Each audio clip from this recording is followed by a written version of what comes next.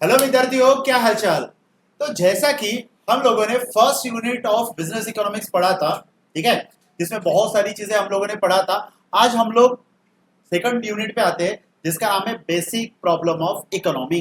ठीक है, अब बेसिक प्रॉब्लम ऑफ इकोनॉमी मतलब एक इकोनॉमी क्या होती है, उसके प्रॉब्लम्स क्या होते हैं, किस किस टाइप्स की इकोनॉमी होते हैं, उसके मेरिट्स, उसके डीमेरिट्स, ये सारी चीजें हम लोग आज डिटेल में पढ़ेंगे। आई होप सो कि आप लोगों ने जो चीजें मैं आज पढ़ाने वाला हूँ ये कहीं ना कहीं पढ़ा है। ध्यान रखिए, ये जितनी भी चीजें आज हम लोग पढ़ने वाले हैं ये आप लोगों ने पढ़ा है क्लास 11th के माइक्रो इकोनॉमिक्स में। ठीक है, तो चलिए आज हम लोग डिटेल में पढ़ते हैं, भले ही आपने पढ़ा हो या ना पढ़ा हो, पर आज हम लोगों को पढ़ना है। ठीक है, तो चलिए विदाउट वेस्ट ऑफ टाइम हम लोग हमारा आज का टॉपिक शुरू करते हैं।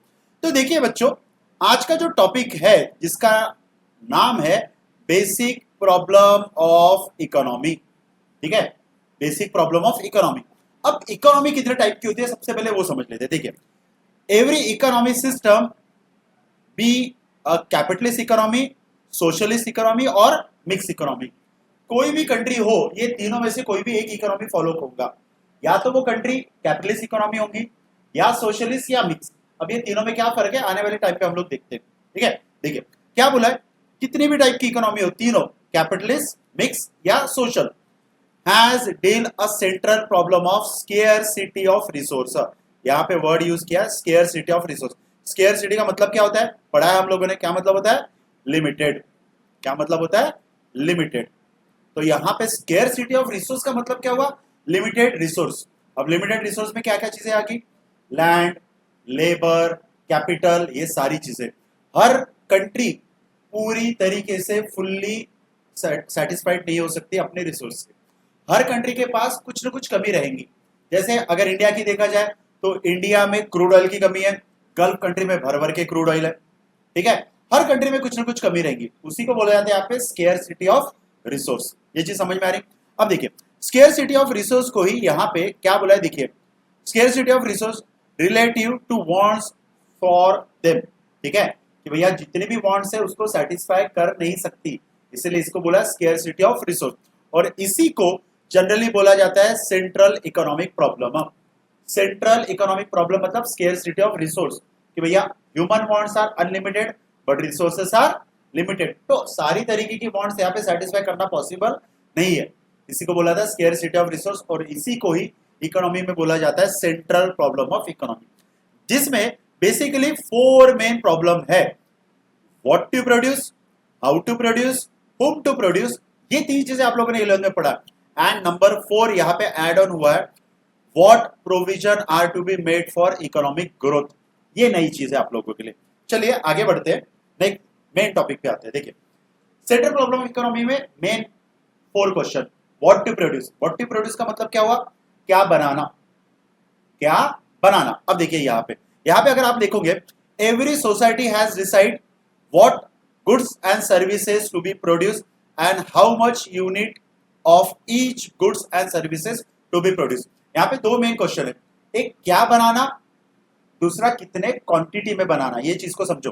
देखिए यहाँ पे बोला है decide what which quantity of goods produce, number 1, and number 2 बोला है हाउ मेनी यूनिट्स, क्या बनाना और कितने क्वांटिटी में बनाना। ये सारे इकोनॉमी को प्रॉब्लम जाता ही है। ठीक है, अब यहाँ पे इसको 2 कैटेगरी में डिवाइड किया है व्हाट टू प्रोड्यूस में। अगर आप लोग देखोगे, देखिए एक इन्होंने बोला है कंज्यूमर गुड्स, ठीक है, और दूसरा इन्होंने बोला है कैपिटल गुड्स। अब सबसे पहले बात, कंज्यूमर गुड्स किसको बोलते हैं। ठीक है, कंज्यूमर गुड्स मतलब वो गुड्स जो बनाए जाते हैं कंज्यूमर के लिए। देखिए यहाँ पे 2 चीजें, नंबर 1, ठीक है, ये हो गया कैपिटल गुड्स, कैपिटल गुड्स, ठीक है, और नंबर 2 है व्हाट टू प्रोड्यूस में कंज्यूमर गुड्स, कंज्यूमर गुड्स। ठीक है, कैपिटल गुड्स, कैपिटल गुड्स मतलब क्या, लाइक फिक्स एसेट्स। देखिए यहाँ पे एग्जांपल है, क्या लिखा है कैपिटल गुड्स में, एग्जांपल है मशीन, इक्विपमेंट, डैम्स वगैरह बनाना, ये हो गया कैपिटल गुड्स। ठीक है, और कंज्यूमर गुड्स मतलब, कंज्यूमर गुड्स मतलब मोबाइल फोन, कपड़े, ये सारी चीजें।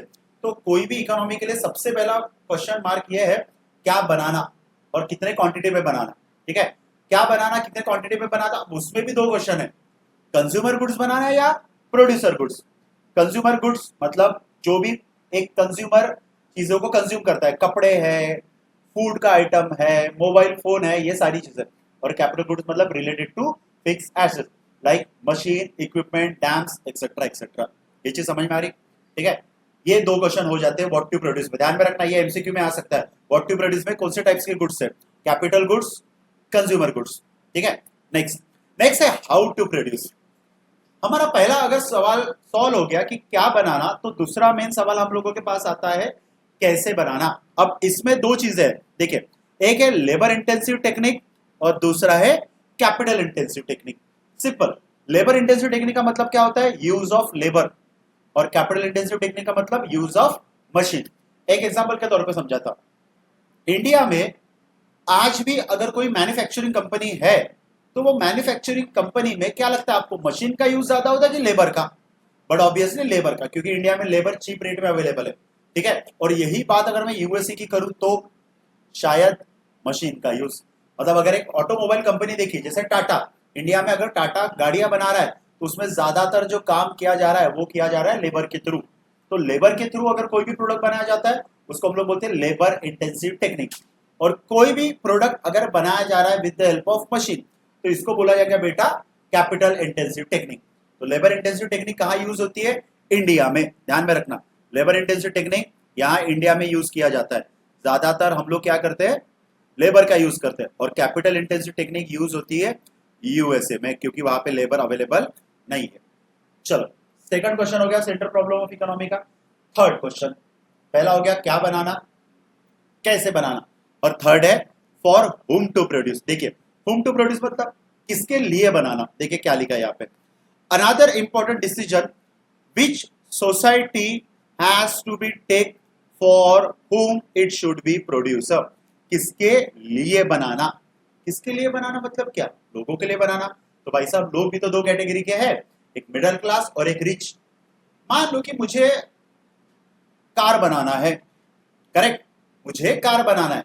सबसे पहला कार कौन सी इसमें आ गया? व्हाट टू प्रोड्यूस में कौन सा? Capital goods. नंबर टू, मेरे पास सवाल हो कार बनाऊं कैसे मैं? लेबर का यूज करूं या मशीन का? तो चलो मैंने यूज किया लेबर का, लेबर इंटेंसिव टेक्निक। अब मुझे कार किसके लिए बनाना है? मिडिल क्लास के लिए कि रिच क्लास के लिए? मारुति सुजुकी मिडिल क्लास के लिए, बीएमडब्ल्यू रिच क्लास के लिए। तो ये जानना भी जरूरी है कि आप जो भी प्रोडक्ट बना रहे हो ये किसके लिए बना रहे हो, कि भैया आप लोग पुअर क्लास के लिए, मिडिल क्लास के लिए बना रहे हो या रिच क्लास के लिए। और उसी को बेटा यहाँ पे बोला जाता है फॉर हुम टू प्रोड्यूस, किसके लिए बनाना। समझा? चलिए आगे बढ़ते हैं। आगे है, ये चीज आप लोगों के लिए न्यू है, ये आप लोगों को 11th स्टैंडर्ड में नहीं था। For sorry, what provision should be made for economic growth. देखिए क्या लिखा है, society has to decide how much saving, कितना सेव करना, एंड कितना इन्वेस्ट करना फॉर फ्यूचर ग्रोथ के लिए। ठीक है, तो जैसा मैंने अगर प्रोडक्ट बनाया, प्रोडक्ट बनाने के बाद जो भी मेरा इनकम आया उसमें से मैं कितना सेव करूं और कितना इन्वेस्ट करूं। अब आप बोलोगे सर कि सर ये सेविंग और इन्वेस्टिंग में क्या फर्क है?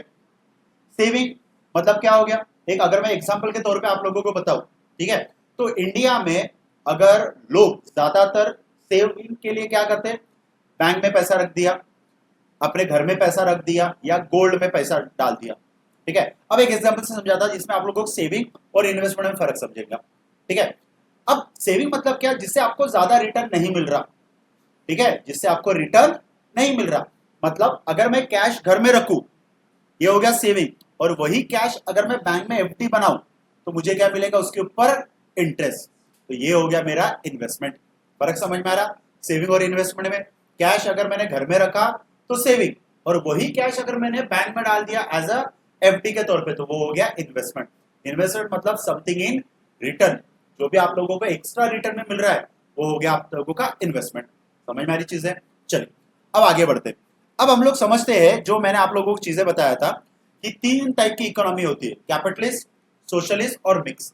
तो हम लोग शुरू करते हैं, पहला मेथड हमारा कैपिटलिस्ट इकोनॉमी। क्या होता है? सिंपल, ठीक है, कैपिटलिस्ट इकोनॉमी में यहां पे बोला है capitalism economic system in the modern global economy. ठीक है, अब यहां पे लिखा है it means production our own control by private individuals. एक सिंपल लैंग्वेज में बताओ, चलो समझते हैं। कैपिटलिस्ट इकोनॉमी मतलब एक ऐसी economy which is own and control by private person. क्या बोला? Own and control by private person. ऐसी इकोनॉमी जहां ज्यादातर कंपनियां जो बनाई है वो प्राइवेट लोगों के हाथ में है, ऐसी इकोनॉमी को बोला जाता है capitalist economy. The best example is USA. USA में जितनी भी कंपनियां है, मैक्सिमम जो कंपनियां है वो गवर्नमेंट अंडरटेकिंग नहीं है, वो है प्राइवेट अंडरटेकिंग, मतलब प्राइवेट लोग कंपनियों को चलाते हैं। तो ऐसी इकोनॉमी जहां पे प्राइवेट का कल्चर ज्यादा है, ऐसे इकोनॉमी को हम लोग यहाँ पे क्या बोलेंगे? Capitalist economy. समझ में आ रही चीज है? पक्का? ठीक है, यहाँ पे लिखा है, लिखा भी है यहाँ पे, देखो, the production own and control by private individual. ठीक है, फिर यहाँ पे लिखा है फॉर एग्जाम्पल कैपिटलिस्ट इकोनॉमी में इंक्लूड यूनाइटेड स्टेट, यूके। अभी मैंने आप लोगों को बताया यूके यूएस में क्या होता है, ज्यादातर जो कंपनियां ओन किया जा रहा है, रन किया जा रहा है, वो किया जा रहा है प्राइवेट इंडिविजुअल्स के थ्रू, इसलिए इसको बोला जाता है कैपिटलिस्ट इकोनॉमी। समझा? चलिए आगे बढ़ते। आगे लिखा है यहाँ पे कैरेक्टरिस्टिक्स ऑफ कैपिटलिस्ट इकोनॉमी की क्या क्या कैरेक्टरिस्टिक्स या फीचर्स होते हैं। ठीक है, सबसे पहले राइट टू प्राइवेट प्रॉपर्टी। भैया प्राइवेट, सिंपल ध्यान में रखना, अगर हम लोग कैपिटलिस्ट इकोनॉमी पढ़ रहे हैं तो प्राइवेट कंपनी को एनालाइज करके चलो। कोई भी प्राइवेट कंपनी, मान लो टाटा कंपनी क्या है? प्राइवेट, उसको एनालाइज करके चलो। राइट टू प्राइवेट प्रॉपर्टी, देखो, the right to private property means productive factor such as land, factory, machine, mine under a private ownership. मतलब जहां पे लैंड, फैक्ट्री, मशीन और माइंस, ये जो भी चीज है वो प्राइवेट के हाथ में है, बराबर है, इसी को बोला जाता है private property. Next, freedom of enterprises. अब फ्रीडम किस चीज का है? Freedom of production. प्राइवेट लोगों को अगर कोई कंपनी उन्होंने डाली तो उनके हाथ में है, यहाँ पे गवर्नमेंट का इंटरफेरेंस नहीं होगा बेटा, कि गवर्नमेंट नहीं बोलेगी आप ये बनाओ या वो बनाओ। अगर मैंने कोई कंपनी डाली तो मेरी मर्जी, मैं आज 100 यूनिट बनाऊं या 1000 यूनिट बनाऊं या 0 यूनिट बनाऊं, बराबर है, इसी को बोला था फ्रीडम ऑफ इंटरप्राइजेस। नेक्स्ट बोला है फ्रीडम ऑफ इकोनॉमिक चॉइस। देखो, फ्रीडम ऑफ इकोनॉमिक चॉइस में क्या लिखा है? All individual are free to make their economic choice regarding consumption, work and production and exchange. वही चीज रिपीट होगी, जो भी चीज आप लोगों ने बनाया वो कंजम्पशन के लिए है, प्रोडक्शन के लिए है, एक्सचेंज के लिए है, आपकी मर्जी। यहाँ पे गवर्नमेंट आपको कुछ भी नहीं बोलेगा, इसी को बोला था इकोनॉमिक चॉइस। नेक्स्ट है सबसे इंपॉर्टेंट, अगर प्राइवेट कंपनी है तो उसका मेन मोटो क्या है? Profit motive. वही लिखा है यहाँ पे कि भैया private company desire for a profit, maximum profit, ये ध्यान में रखना। ठीक है, अब यहाँ पे कंज्यूमर के बारे में क्या लिखा है, देखिए, consumer suppose to be a king under a capitalist economy. मानते वाली चीज, बराबर है, कि भैया मैंने कंपनी तो बना ली, बराबर है, पर मेरी कंपनी चलेगी किसके लोग वजह से? कंज्यूमर के वजह से। अगर कंज्यूमर को मेरा प्रोडक्ट पसंद आया तो मेरी कंपनी चलेगी, अगर मेरा प्रोडक्ट पसंद नहीं आया तो मेरी कंपनी बंद। सिंपल सी बात है। आज कितनी तो भी ऐसी कंपनियां हैं जो सिर्फ कंज्यूमर की वजह से चल रही है। The best example is Parle, बराबर है, पार्ले ने आज भी अपने प्रोडक्ट का प्राइस, पार्ले का जो मेन बिस्किट आता है उसका 5 रुपए रखा है, कम से कम 20-30 सालों से, कंज्यूमर को ध्यान में रख के। हाँ, उसके पीछे कुछ अलग मार्केटिंग है, वो अभी नहीं बताऊंगा मैं, पर फिर भी उसने क्या किया, प्राइस बढ़ा सकता था वो, और उसने प्राइस ना बढ़ा के प्राइस को रखा स्टेबल। ठीक है, क्योंकि उसको कंज्यूमर को प्रोडक्ट बेचना था। और इसी वजह से आज भी इंडिया में सबसे ज्यादा सेलिंग बिस्किट में कौन आता है बच्चों? पार्ले, ध्यान में रखना। ठीक है, नेक्स्ट है कंपटीशन। प्राइवेट कंपनी है तो यहाँ पे कंपटीशन भी रहेगा, कोई भी प्राइवेट, इसमें गवर्नमेंट में शायद कंपटीशन की जरूरत नहीं पड़ती, कि गवर्नमेंट अगर कोई कंपनी बनाई तो उसका कॉम्पिटिटर रहे ऐसा जरूरी नहीं है। Next, absence of government interference. अभी मैंने आप लोगों को बोला कि भैया यहाँ पे गवर्नमेंट का इंटरफेरेंस नहीं होता। ये थे कुछ फीचर्स किसके?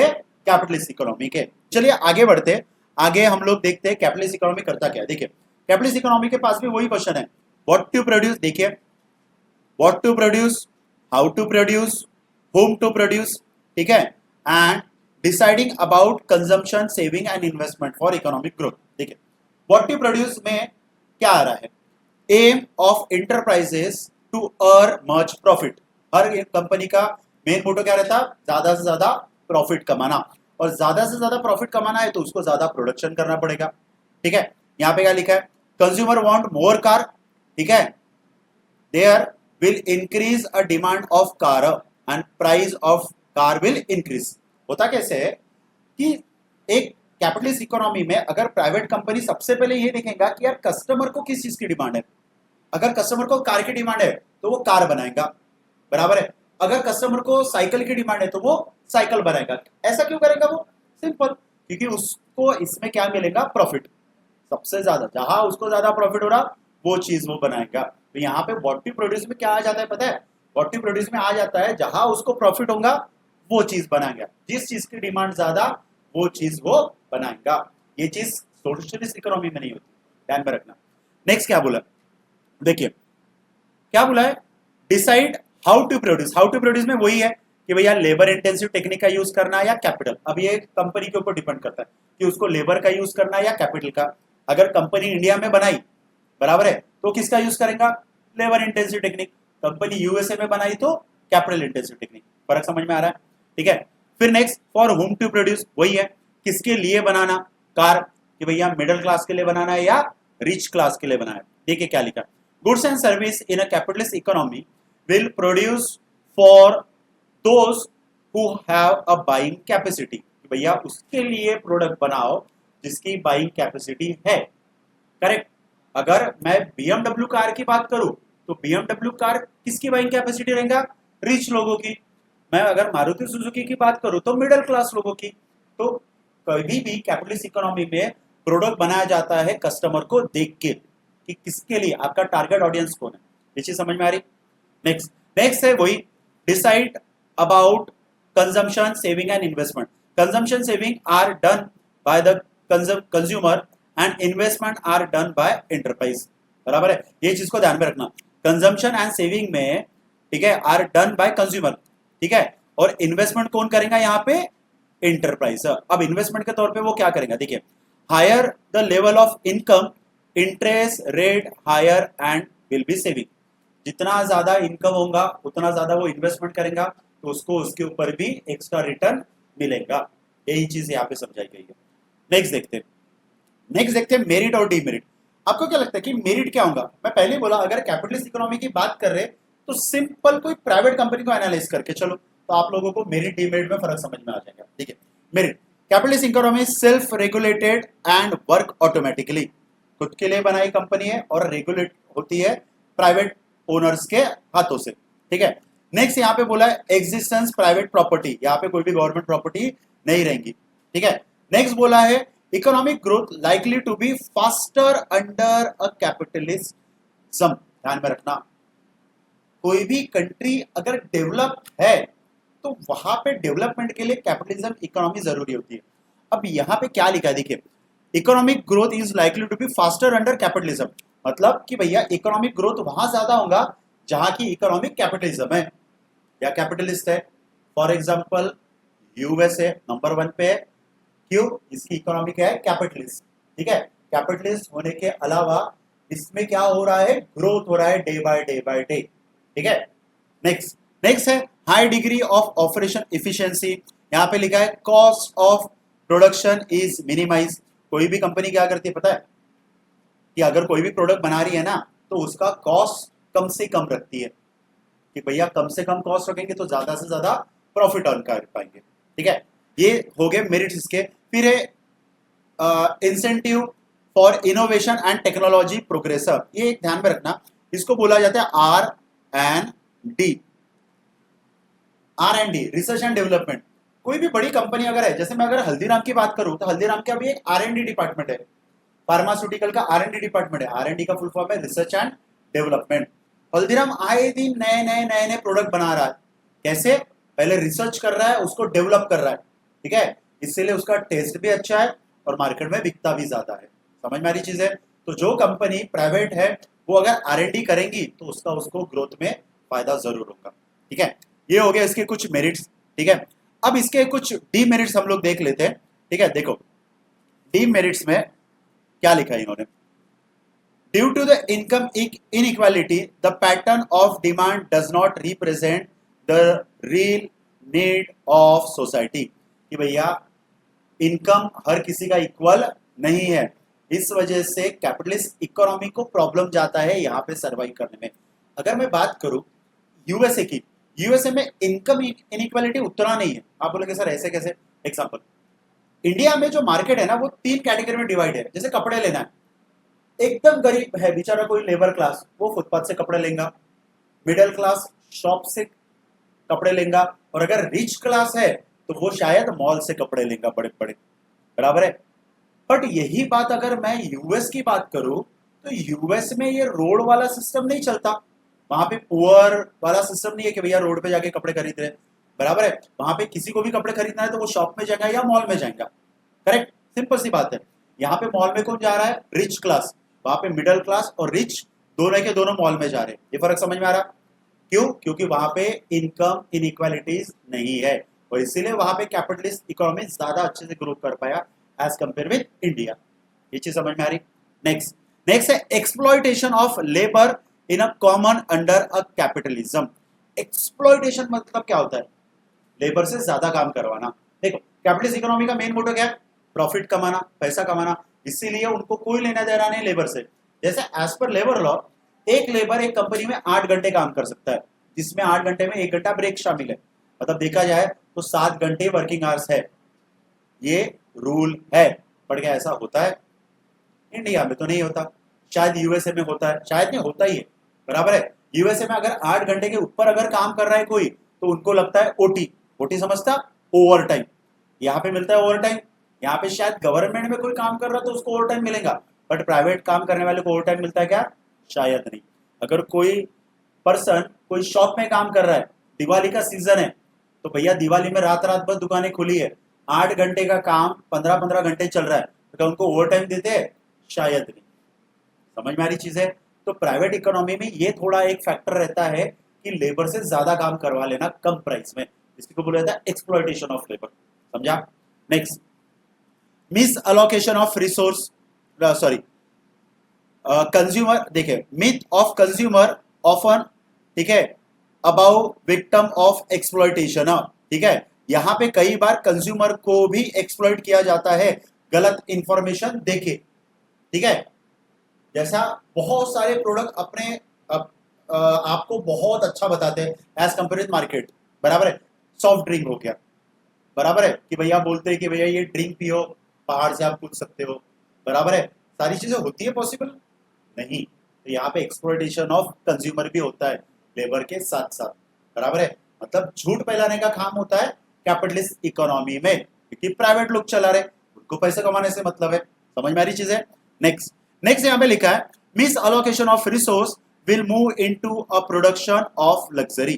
ठीक है, मिस अलोकेशन ऑफ रिसोर्स, जो भी रिसोर्सेस है उसको मिस यूज किया जाता है। मिस यूज मतलब वैसा नहीं, मिस अलोकेट किया जाता है।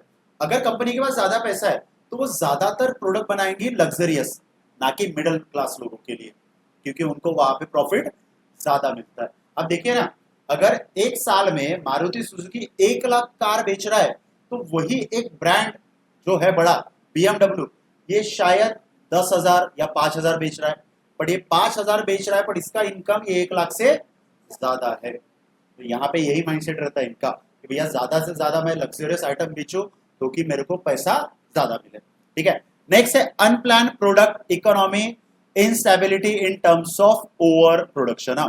ठीक है, ये पॉइंट ऐसा जरूरी नहीं है कि सारी कैपिटलिस्ट इकोनॉमी में हो, किसी किसी में हो सकता है कि भैया कोई प्लान नहीं किया प्रोडक्ट के बारे में, प्लान नहीं किया तो स्टेबिलिटी नहीं है और ओवर प्रोडक्शन हो गया, थोड़ा चांसेस कम रहता है। आजकल बहुत स्मार्ट लोग हैं, अगर कोई भी प्रोडक्ट बना रहा है तो पूरा प्लानिंग करके बनाते हैं। ठीक है, चलिए, ये था कैपिटलिस्ट इकोनॉमी जिसमें हम लोगों ने उसके फीचर्स, मेरिट, डीमेरिट, ये 3 चीजें हम लोगों ने पढ़ा। ठीक है, अब थोड़ा आगे बढ़ते हैं। नेक्स्ट है सोशलिज्म इकोनॉमी। देखो सोशलिस्ट इकोनॉमी में यहाँ पे देखो क्या लिखा है, the concept of socialist economy popular by Karl Marx. ये ध्यान में रखना, ये शायद एमसीक्यू में पूछ सकते हैं। ठीक है, in their work communist manifesto, ठीक है, पब्लिश इन 1848। मतलब उन्होंने एक बुक पब्लिश किया था जिसका नाम था कम्युनिस्ट मैनिफेस्टो 1848 में, जिसमें उन्होंने कैपिटलिस्ट इकोनॉमी नहीं, सोशलिस्ट इकोनॉमी क्या होता है ये बताया था। अब सोशलिस्ट इकोनॉमी सर होता क्या? चलिए पढ़ते हैं। देखिए, सिंपल अगर लैंग्वेज में बताया जाए तो सोशलिस्ट इकोनॉमी मतलब एक ऐसी इकोनॉमी जहां पे इकोनॉमी को कंट्रोल मैनेज किया जा रहा है थ्रू गवर्नमेंट। मतलब एक ऐसी कंट्री जहां पे मैक्सिमम जो कंपनियां है वो गवर्नमेंट अंडरटेकिंग है या गवर्नमेंट अंडर कंट्रोल है। देखिए, कैपिटलिस्ट इकोनॉमी में किसका एग्जांपल मैंने लिया था? यूएसए का, क्योंकि ज्यादातर कंपनियां क्या है? Private undertaking. चाइना में ज्यादातर कंपनियां अगर बनाई गई है तो उसके ऊपर कंट्रोल रहता है गवर्नमेंट का। ध्यान में रखना ये चीज, किसका? गवर्नमेंट का। तो भले ही कंपनी प्राइवेट ने बनाई, पर अगर गवर्नमेंट का इंटरफेरेंस उसमें है तो ऐसे इकोनॉमी को भी हम लोग बोलेंगे सोशलिस्ट इकोनॉमी। फर्क समझ में आ रहा? ठीक है, सोशलिस्ट इकोनॉमी में लिखा है socialist economy also call as common economy या सेंट्रल प्लान इकोनॉमी। इसको ध्यान में रखना, ये एमसीक्यू में आ सकता है। ठीक है कि भैया सोशलिस्ट इकोनॉमी को और क्या बोलते हैं? क्या बोलते हैं? कॉमन इकोनॉमी या सेंट्रल प्लान इकोनॉमी। देखिए, under socialist economy production distribution of goods are a maximize social welfare. देखिए, यहाँ पे वेलफेयर की बात हो रही है, बराबर है? क्यों? क्योंकि गवर्नमेंट अगर कोई भी प्रोडक्ट बना रही है तो वो सोशल वेलफेयर के लिए बना रही है, ना कि ज्यादा प्रॉफिट मोटिव के लिए। आप बोलेंगे सर ऐसा कैसे? एक एग्जांपल दो। चलिए, इंडिया में एक कंपनी है टेलीकॉम, जो सबसे पुरानी है पर आज भी चल रही है। उसका रिचार्ज शायद बाकी कंपनियों से कम है, बट फिर भी आज वो चल रही है। Example BSNL. क्या एग्जांपल है? बीएसएनएल। बीएसएनएल ये जो कंपनी है ये ऑल मैनेज बाय क्या है? गवर्नमेंट। गवर्नमेंट चला रही है, उसका रिचार्ज का प्राइस कम है। ठीक है, भले ही वो कंपनी लॉस में, पर बंद नहीं कर रही। क्यों? क्योंकि आज भी बहुत सारे ऐसे लोग हैं रूरल एरिया के या पुअर लोग, बराबर है, जो बीएसएनएल का यूज करते हैं। हम लोगों को क्या है? हम लोगों को लगता है हम लोगों को फास्ट चाहिए चीजें, बराबर है, हम लोगों को नेट स्पीड चाहिए, नेटवर्क अच्छा चाहिए, हम लोग दूसरे नेटवर्क की तरफ बढ़ेंगे, जियो है, एयरटेल है। पर जो गरीब लोग हैं, बराबर है, उनको इतना सारा इश्यू नहीं रहता। उनको क्योंकि पैसा बहुत इंपॉर्टेंट रहता है। आज के डेट में आप देखो कि नॉर्मल से नॉर्मल रिचार्ज भी 300-500 रुपए का हो रहा है, बराबर है। तो इसीलिए बीएसएनएल एक ऐसी कंपनी है गवर्नमेंट की जो लॉस में होने के बावजूद भी गवर्नमेंट चला रही है। क्यों? क्योंकि उसका मेन मोटो प्रॉफिट कमाना नहीं है, तो क्या है? Social welfare. ये चीज समझ में आ रही? अब इसमें फीचर्स देखते हैं। Collective ownership. देखो, social ownership, profit motive, self interest are not driven force of economic activity. मतलब देखो, यहां पे जो भी चीज है प्रॉफिट मोटिव के लिए नहीं है, सेल्फ इंटरेस्ट के लिए नहीं है, खुद के लिए नहीं है, किसके लिए? सोशल वेलफेयर के लिए।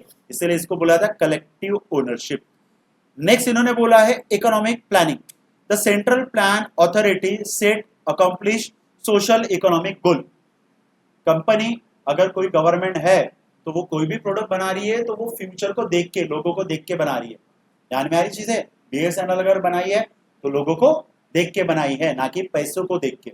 इसलिए इसको बोला जाता है इकोनॉमिक प्लानिंग। नेक्स्ट है एब्सेंस ऑफ कंज्यूमर चॉइस। ठीक है, देखो, freedom of hunger is guaranteed but a consumer, ठीक है, get restricted by selective production of goods. यहां पे कैसा है कि जो भी चीजें बनाई जा रही है गवर्नमेंट के हिसाब से बनाई जा रही है, तो यहाँ पे कंज्यूमर को पूछ के नहीं बनाया जाता।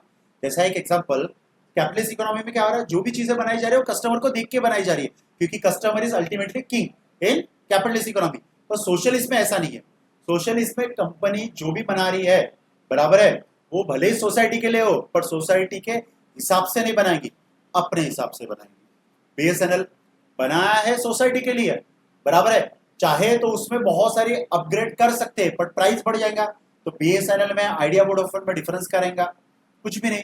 इसीलिए ये जो कंपनी बनाई जा रही है सोशल वेलफेयर के लिए बनाई जा रही है, पर कस्टमर को इसमें चॉइस नहीं है। समझ में आ रही चीज? नेक्स्ट नेक्स्ट यहाँ पे बोला है minimum role of price mechanism market force. मतलब यहाँ पे प्राइस, जैसा हम लोगों ने एक चीज पढ़ा है, कोई भी प्रोडक्ट का प्राइस किस हिसाब से डिपेंड करता है? Demand and supply. देखिए, एक एग्जांपल बताता हूं। डिमांड एंड सप्लाई के बेसिस पे कोई भी प्रोडक्ट का प्राइस डिपेंड करता है, इंक्रीज होगा या डिक्रीज होगा। देखिए, अगर मार्केट में डिमांड कम है और अगर सप्लाई ज्यादा है तो प्राइस क्या हो जाएगा? कम। उल्टा, अगर मार्केट में डिमांड बहुत ज्यादा है और सप्लाई है कम, तो प्राइस क्या हो जाएगा, प्रोडक्ट का इंक्रीज। आप बोलेंगे सर ऐसे कैसे, एक एग्जांपल बताता, जैसे लेमन, गर्मियों में लेमन का डिमांड ज्यादा है पर उतना प्रोडक्शन हो पाता है क्या, नहीं, सप्लाई है कम, और इसी वजह से लेमन का प्राइस क्या हो जाता है गर्मियों में इंक्रीज। 10 रुपए में एक लेमन आ रहा है, एक नींबू आ रहा है, यही आप विंटर में देखो शायद 10 रुपए में 4 दे दे। क्यों, क्योंकि विंटर में लेमन का कंजम्पशन उतना नहीं होता, इसलिए उसका डिमांड उतना नहीं होता है। ये चीज समझ में आ रही। तो जहां पे डिमांड ज्यादा है, सप्लाई कम है, वहां पे प्राइस होगा इंक्रीज। बट ये जो प्रिंसिपल है ये यहाँ पे अप्लीकेबल नहीं होता, बराबर है। यहाँ पे डिमांड रहे या ना रहे, ये अपना प्राइस क्या रहेगा, कांस्टेंट, क्योंकि इनको जो भी प्रोडक्ट बना रहे वो सोशल वेलफेयर को लेके बना रहे, समझे। चल आगे, नेक्स्ट है मेरिट ऑफ डीमेरिट। देखिए, equitable distribution of wealth and income. अब यहाँ पे क्या किया जा रहा है कि इक्वली डिस्ट्रीब्यूट किया जाता है इनकम और वेल्थ को। आप बोलोगे सर ऐसे कैसे, एक एग्जांपल, बीएसएनएल में अगर कोई काम कर रहा है तो कोई लोअर लेवल का अगर मान लो कोई पर्सन है और एक हायर लेवल का, तो उनके इनकम में ज्यादा डिफरेंस नहीं रहेगा। जैसे अगर एक चपरासी है तो उसका इनकम अगर 10,000 है, तो अगर एक कोई ऑफिसर है तो उसका इनकम होगा मैक्स टू मैक्स 1 लाख, बराबर है। 10,000 और 1 लाख, आप बोलोगे सर बहुत डिफरेंस है, नहीं। अब देखिए, प्राइवेट में अगर वही चपरासी अगर उसका इनकम 10,000 है, बराबर है, तो अगर ऑफिसर है तो वो शायद 2 लाख या 5 लाख या 10 लाख या शायद करोड़ों में कमाते हो। बहुत बड़ा गैप आ जाता है लोअर लेवल और हायर लेवल के बीच में। ये गैप सोशलिस्ट इकोनॉमी में नहीं होता, सबको पेमेंट इक्वली रहता, थोड़ा बहुत ऊपर नीचे रहता, किसी को 30 मिल रहा है, किसी को 50 मिल रहा है, किसी को 70 मिल रहा, किसी को 1 लाख मिल रहा। बट ये प्राइवेट में नहीं होता। प्राइवेट में अगर किसी को 30 लाख मिल रहा, 30,000 मिल रहा, तो किसी को 30 लाख भी मिलने वाले लोग है। समझ में आ रही चीज है। नेक्स्ट नेक्स्ट यहाँ पे बोला socialist economy is a plan economy. Government सब कुछ सोच समझ के करती है, इसलिए बोला था plan economy. Unemployment is minimize. Socialist economy की वजह से क्या होता है, अनएम्प्लॉयमेंट कम हो जाता है, और इसी वजह से बीएसएनएल आज तक बंद नहीं किया गया, क्योंकि बीएसएनएल अगर बंद कर दिया तो कितने लोगों का जॉब चले जाएगा। समझ में आ रही चीज। नेक्स्ट नेक्स्ट है एब्सेंस ऑफ प्रॉफिट मोटिव, जो हम लोगों ने देखा है कि भैया सोशलिस्ट इकोनॉमी की अगर बात करें तो प्रॉफिट मोटिव है क्या, नहीं, क्या है, सोशल वेलफेयर। ठीक है। नेक्स्ट नेक्स्ट डीमेरिट देखते हैं इसके। डीमेरिट में लिखा है सोशलिस्ट इकोनॉमी में क्या प्रॉब्लम है। सबसे पहला करप्शन। करप्शन समझता, घूस खाना होता है। गवर्नमेंट सेक्टर्स में प्रॉब्लम जाता है, हाँ जाता है। ये भले ही वो सोशल वेलफेयर के लिए क्यों ना बनाया, बट फिर भी आपको शायद घूस देना पड़ेगा, जो कि अच्छी बात नहीं है, बट करे क्या। समझ में आ रही चीजें, ये एक प्रॉब्लम है। फिर restriction the freedom of individual, मतलब यहाँ पे गवर्नमेंट की अगर कोई कंपनी है तो इंडिविजुअल को रिस्ट्रिक्शन है सेम कंपनी डालने में। आप बोलोगे सर ऐसे कैसे। देखिए, मैं अगर कोई चाय की टपरी डालता हूं तो क्या आप दूसरे को भी चाय की टपरी डालने का राइट है कि नहीं है, है। कौन सी इकोनॉमिक कैपिटलिस्ट। पर अगर गवर्नमेंट ने कोई कंपनी बनाई तो अगर किसी और को वो सेम कंपनी बनाना है, ये पॉसिबल है, नहीं है, रिस्ट्रिक्शंस रहता है गवर्नमेंट का। समझ में आ रही चीज है।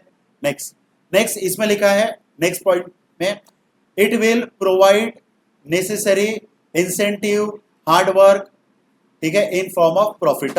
जो भी प्रॉफिट आता है उसका एक इंसेंटिव ये लोग देते हैं। ठीक है। चलिए अब लास्ट टॉपिक हम लोग पढ़ते हैं मिक्स इकोनॉमी। देखिए, मिक्स इकोनॉमी सिंपल कुछ नहीं है, प्राइवेट प्लस गवर्नमेंट, इसका जहां पे कॉम्बिनेशन होता है वहां पे बोला जाता है मिक्स इकोनॉमी। ध्यान में रखना। देखिए, कैपिटलिस्ट इकोनॉमी में बेस्ट एग्जांपल कोई कंट्री का ध्यान में रखना है तो यूएसए, क्योंकि ज्यादातर कंपनियां कैपिटलिस्ट है, मतलब operate and own by private individual. Socialism के लिए ध्यान में रखना है तो ध्यान में रखिए चाइना या शायद नॉर्थ कोरिया, सारी चीजें गवर्नमेंट के कंट्रोल में। और मिक्स इकोनॉमी ध्यान में रखना है तो यहां पे ध्यान में रखो अपना इंडिया, मेरा भारत महान, अपना इंडिया। इंडिया में कौन सा सिस्टम चलता है, मिक्स, प्राइवेट भी गवर्नमेंट भी। आप बोलोगे सर ऐसे कैसे। एग्जांपल, एजुकेशन सेक्टर की बात करें तो एजुकेशन में गवर्नमेंट स्कूल्स भी है, प्राइवेट स्कूल्स भी है, केंद्रीय विद्यालय या दिल्ली पब्लिक स्कूल, बराबर है। हेल्थ की अगर मैं बात करूं, हॉस्पिटल्स की, गवर्नमेंट के हॉस्पिटल्स भी है, प्राइवेट हॉस्पिटल्स भी है। ट्रांसपोर्ट की अगर मैं बात करूं, मान लो बसेस का, गवर्नमेंट की बस भी है और प्राइवेट बस भी है। तो इंडिया में सब कुछ मिक्स चल रहा है। ठीक है, गवर्नमेंट और प्राइवेट दोनों। तो जहां पे गवर्नमेंट और प्राइवेट दोनों मिलके कोई सेक्टर को चला रहे, कोई कंट्री को चला रहे, ऐसे इकोनॉमी को बेटा बोला जाता है मिक्स इकोनॉमी। समझा। ठीक है। चलिए इसके फीचर्स देखते हैं। प्राइवेट सेक्टर, ठीक है, पब्लिक सेक्टर, इन दोनों को मर्ज करके बनेगा, ठीक है। कंबाइन सेक्टर, देखिए government and private enterprises have equal access, जहां पे गवर्नमेंट और प्राइवेट दोनों को इक्वल एक्सेस मिला है, इक्वल कंट्रोल मिला है, ऐसी इकोनॉमी को बोला जाता है मिक्स इकोनॉमी। ये समझा। मेरिट में क्या लिखा है? मेरिट में को एग्जिस्टेंस रहेगा, मतलब दोनों का ये रहेगा, गवर्नमेंट का भी और प्राइवेट का भी। इसमें ज्यादा चीजें दिया नहीं है वैसे। फिर लास्ट पॉइंट है, ठीक है। अब देखिए अगर यहाँ पे अगर हम लोग गवर्नमेंट कंपनी की बात करें तो गवर्नमेंट का सोशल वेलफेयर और प्राइवेट का है प्रॉफिट मोटिव, ये सिंपल ध्यान में रखो, ठीक है। नेक्स्ट लास्ट पॉइंट पे इन्होंने डीमेरिट्स में दिया है, ठीक है, ठीक है। मिक्स इकोनॉमी, ठीक है, sometime is characterized by excessive control by state regulating reduce initiative, ठीक है, and constraint growth of private sector, poor implementation of planning, higher rate, ठीक है, of taxation, lack of efficiency and corruption. Private और government दोनों है, तो यहाँ पे सिंपल कैपिटलिस्ट और सोशलिस्ट को मिक्स करो, ठीक है, तो आप लोगों का मिक्स इकोनॉमी का आप लोग मेरिट और डिमेरिट ऐसे ही बना सकते हो। समझ में आ रहा? चलिए लास्ट पॉइंट है यहाँ पे, difficult to maintain a proper balance between private and public. Problem है डीमेरिट में कि भैया प्रॉपर बैलेंस करना थोड़ा मुश्किल जाता है कि प्राइवेट कंपनियों को और पब्लिक कंपनियों को। ट्रांसपोर्ट का एग्जांपल लो, ठीक है, ट्रांसपोर्ट में होता कैसे है कि गवर्नमेंट की बस है और प्राइवेट बस है, ठीक है। गवर्नमेंट के बस का फेयर कम रहेगा, प्राइवेट का फेयर ज्यादा रहेगा, बट फेयर कम होने की वजह से भीड़ इधर ज्यादा है, बराबर है, और इधर भीड़ कम है। ये इन लोगों को बैलेंस करना थोड़ा मुश्किल जाता है। गवर्नमेंट ने कई बार स्कीम ला लिया कि भैया लेडीज को सीट्स फ्री, अब क्या होगा, अब सारे के सारे लोग इधर चले गए। अब इसको मैनेज करने के लिए इसको नई टेक्निक यूज करना पड़ेगा, प्राइवेट को शायद इसको अपना प्राइस कम करना पड़ेगा। ये सारे प्रॉब्लम जाता है जहाँ पे मिक्स इकोनॉमी होती है, मतलब गवर्नमेंट और प्राइवेट दोनों जहाँ पे काम करते हैं, ठीक है। तो चलिए आज हम लोगों ने कैपिटलिस्ट, सोशलिस्ट और मिक्स इकोनॉमी पढ़ा, इसमें हम लोगों ने उसके फीचर्स, मेरिट, डीमेरिट, ये सारी चीजें पढ़ लिया। आई होप सो कि आप लोगों को समझा हो, ठीक है। तो आज के लिए इतना ही, न्यू चैप्टर में मिलते हैं। Thank you very much.